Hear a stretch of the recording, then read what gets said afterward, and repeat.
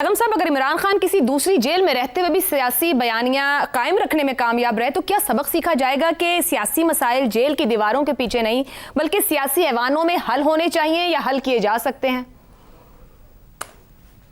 دیکھیے، بیانیہ تو جیل کو بدلنے سے نہیں بدلا جا سکتا، اور نہ میرا خیال ہے کہ عمران خان کے جو ایٹیٹیوڈ ہے، ان کی رائے ہے اور جو انہوں نے موقف لیا ہوا ہے، اس کو جیل کے بدلنے سے بدلا جا سکتا ہے۔ اب اگر آپ نے مرشد کی جیل بدلنی ہے تو میرا بھی ایک مشورہ ہے، اور میرا مشورہ یہ ہے کہ انہیں ڈسٹرکٹ جیل پاک پتن بھیج دیں، وہ خود بھی رضامند ہو جائیں گے،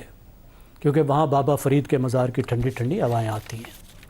اب اگر یہ فیصلہ کیا جاتا ہے تو انتظامی طور پر تو ہو سکتا ہے کچھ سہولتوں کہا جا رہا ہے 3 کلومیٹر۔ دیکھیے، اڈیالہ مین پنڈی کے سٹی سینٹر سے بہت دور ہے، شہر پر زیادہ اثر نہیں پڑتا۔ اب پچھلے دنوں رات کو لیٹ نائٹ بلکہ ارلی مارننگ 2 بجے جب واٹر کینن وغیرہ استعمال کی گئی،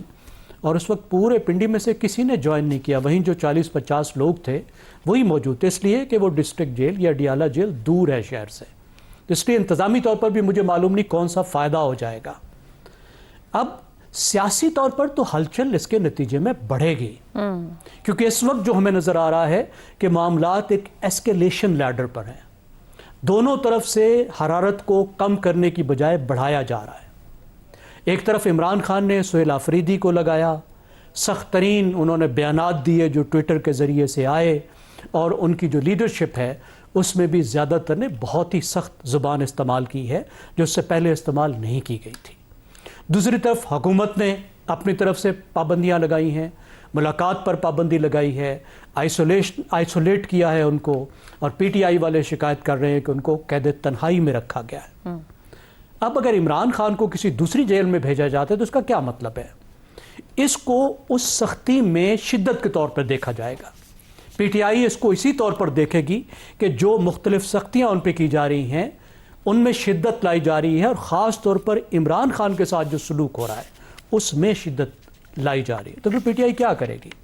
پی ٹی آئی ظاہر ہے اپنے طور پر زیادہ شدت لانے کی کوشش کرے گی اپنے احتجاج میں۔ اب ہمیں معلوم نہیں وہ کیا کرے گی،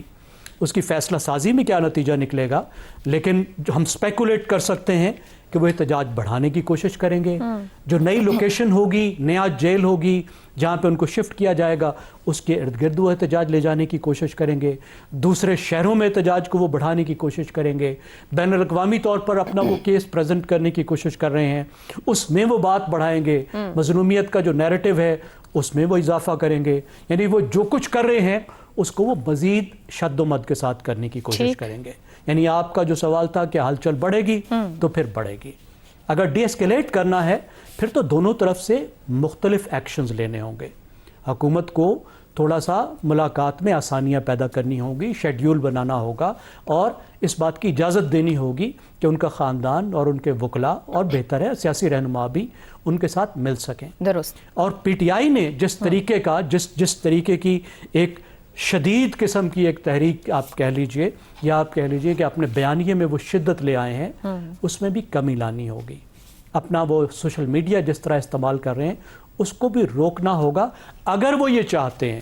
کہ بات اس مذاکرات کی طرف جائے جس کا وہ بار بار کہتے ہیں، جس کا وہ اندیا دیتے ہیں۔ اگر وہ واقعی مذاکرات چاہتے ہیں تو پھر انہیں بھی پیچھے ہٹنا ہوگا، اور کیونکہ اس وقت ان کی ضرورت ہے، اس وقت نہیں محسوس ہو رہا کہ وہ کسی تحریک کے ذریعے سے گیم بدل سکتے ہیں۔ تو اگر تحریک کے ذریعے سے گیم نہیں بدل سکتے تو پھر انہیں مذاکرات کے لیے خود بھی کچھ راستہ بنانا ہوگا، اور حکومت کو بھی چاہیے، ملک کا فائدہ بھی اسی میں ہے کہ اب ہم اس معاملے سے آگے بڑھیں۔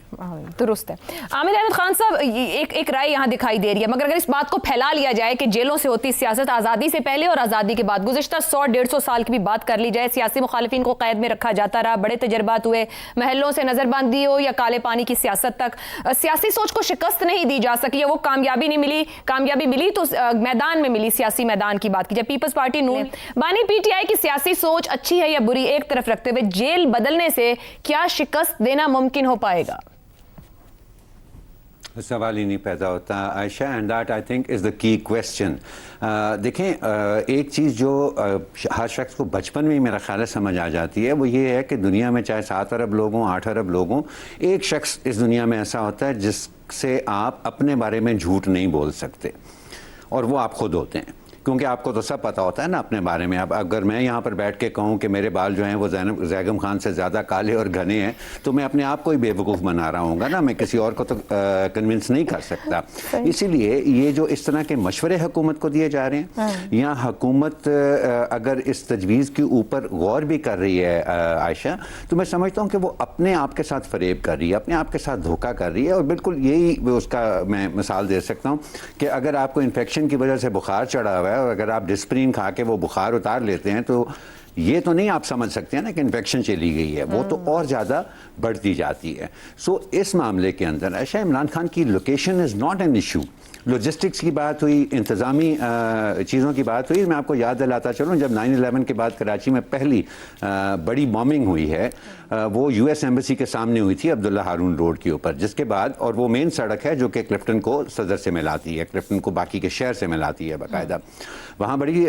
سیکیورٹی زیادہ بڑھا دی گئی, بڑی چیکنگ وغیرہ شروع ہو گئی, شروع میں بہت شور مچایا. ایونچولی ایمبیسی ریلوکیٹ بھی ہو گئی, لیکن اس میں کئی سال لگے, اور ان سالوں کے درمیان کوئی شہر میں جب ایک دفعہ لوگوں کو عادت پڑ گئی تو کوئی بہت زیادہ پرابلم کسی کو نہیں ہوئی. تو یہ انتظامی ٹائپ جو ایکسکیوزز دی جا رہی ہیں اس تجویز کے پر غور و فکر کرنے کے لیے, ان میں تو ویسے ہی کوئی وزن ہے نہیں ہے. بات یہ ہے کہ آپ ایک پرابلم کو ڈاج کرنے کی کوشش کر رہے ہیں, آپ اس کو ایک فرق نام دینے کی کوشش کر رہے ہیں. آپ کا خیال ہے کہ آپ کا ایشو جو ہے وہ میڈیا میں ہونے والی کوریج ہے, جو کہ عمران خان کو جیل میں جب آپ ان کی فیملی کو ان سے نہیں ملنے دیتے, یا ان کے سپورٹرز کو ان سے نہیں ملنے دیتے, یا پارٹی لیڈرز کو ان سے نہیں ملنے دیتے,